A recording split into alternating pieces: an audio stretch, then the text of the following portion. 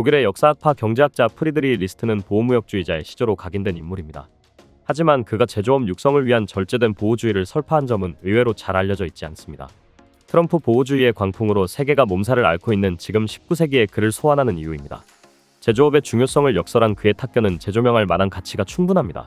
리스트는 제조업을 국부의 원천으로 보고 이를 포괄하는 물질적 생산력과 법, 제도, 문화 등을 망라하는 정신적 생산력을 구분한 뒤 양자의 유기적 통합을 강조했습니다. 제조업이 전쟁에 대비한 산업적 독립성도 보장한다는 대목에서는 경제안보 개념의 맹아적 형태도 보입니다. 프리드리히 리스트는 1789년 남부 독일 비르텐베르그주의 수도 루이틀링겐에서 피역공의 아들로 태어났습니다. 1817년에 튜빙겐 대학 정치행정학 교수가 되었고 그 후 독일 자본가들의 조직인 상공업동맹의 법률 고문으로 일했습니다. 1821년에 유권자들 명의를 사칭하여 의회에 제출한 청원서의 내용이 문제가 되어 유죄 판결을 받았고 1825년에 미국으로 이주했습니다. 미국에서는 해밀턴의 보호무역에 공감하고 교류하면서 보호무역 논쟁을 주도했습니다. 1832년 귀국했으나 또다시 박해를 받아 1837년에 파리로 망명했습니다. 1841년에 주저 정치경제학의 국민적 체계를 저술했습니다. 리스트가 활동하던 당시 독일의 공업은 아직 어렵고 발전이 뒤떨어져 있었습니다. 리스트가 망명하여 잠깐 지낸 적이 있던 미국의 공업도 마찬가지 사정이었습니다. 독일에서는 농산물 수출을 주도하고 있었던 융커, 즉 대농장주들은 자유무역을 주장했습니다.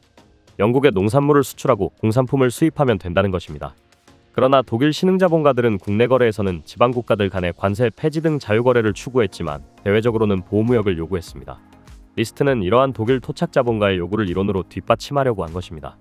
리스트는 경제학은 만민의 경제학이 아니라 특정한 국민이 특정한 세계경제하에서 어떻게 하면 농업, 공업, 상업에 의해 행복과 문명을 가져올 수 있는가를 가르치는 국민경제학이 되어야 한다고 주장했습니다. 그러나 이렇게 진리의 상대성만 너무 강조한 결과 일반적 권리의 중요성을 부정함으로써 결국 경제학에서 역사학파의 영향력이 약화되고 말았습니다. 애덤 스미스의 자유무역주의 이데올로기를 영국의 추격자 사다리 걷어차기로 본 리스트는 후발국 독일의 제조업 육성에 필요한 것은 일시적이고 절제된 보호주의라고 역설했습니다. 그런데 리스트의 보호주의는 트럼프 시대의 보호주의와는 다릅니다.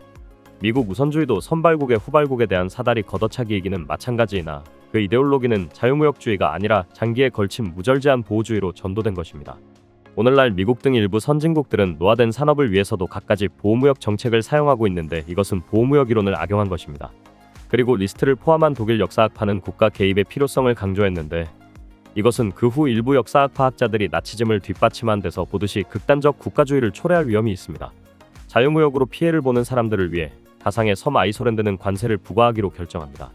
관세는 수입품에 부과되는 세금이기 때문에 아이솔랜드가 섬유를 수출한다면 관세는 경제에 아무런 영향을 미치지 않지만 수입될 때는 문제가 되죠.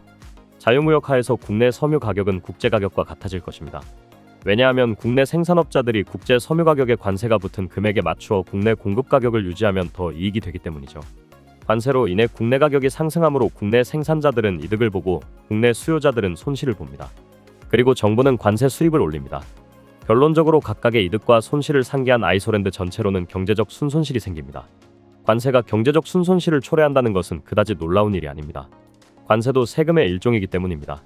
재화에 대한 세금 부과와 마찬가지로 관세 부과로 섬유 거래가 줄어들면 그만큼 총잉여도 줄어들게 되죠. 관세 부과로 아이솔랜드의 총잉여가 줄어드는 이유는 크게 두 가지로 설명할 수 있습니다. 첫째, 관세가 부과되면 국내 섬유 가격이 상승하기 때문에 국내 섬유 생산자들이 섬유 생산을 늘리게 됩니다. 이렇게 국내에서 추가로 생산되면 관세가 없을 경우에 국제 가격으로 같은 수량을 수입하는 경우에 비해 비용이 더 들게 되죠. 즉, 국내 생산자는 관세가 없을 때와 비교해서 과잉 생산하게 되어 경제적 순손실을 초래합니다. 둘째로는 국내 섬유 가격의 상승으로 인하여 국내 소비가 감소하게 됩니다. 국내 소비자들이 이렇게 소비를 줄임으로써 관세가 없을 때 누릴 수 있었던 소비자 잉여를 포기하는 결과를 만들어내죠. 만화로 보는 맨큐의 경제학 강의는 휴넷 또는 이패스 코리아에서 유료로 수강할 수 있습니다.